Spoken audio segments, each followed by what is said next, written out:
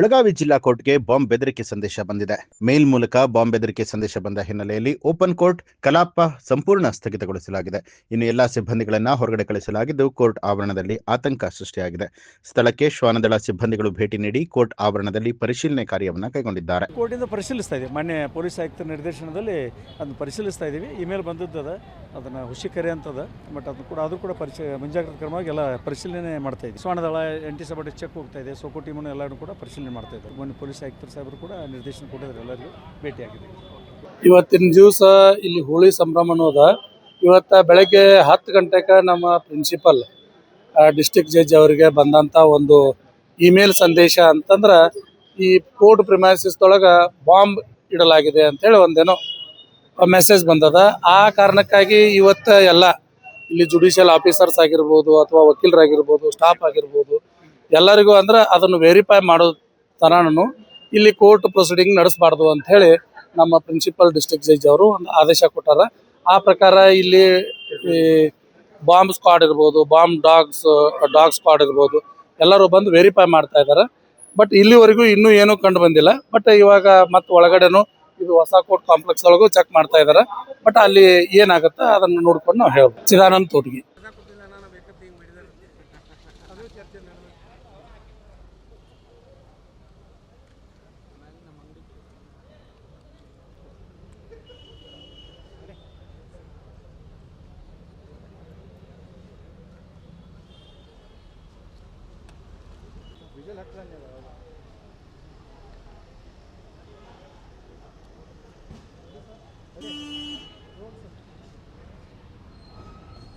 ಹೋಳಿ ಹಬ್ಬದ ದಿನವೇ ಬೆಳಗಾವಿ ಜಿಲ್ಲಾ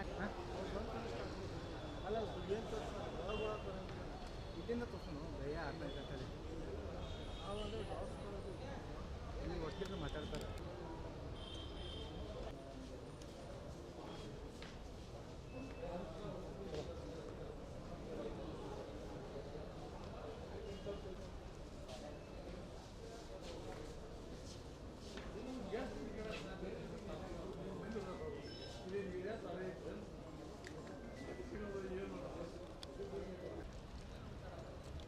ಇಲ್ಲ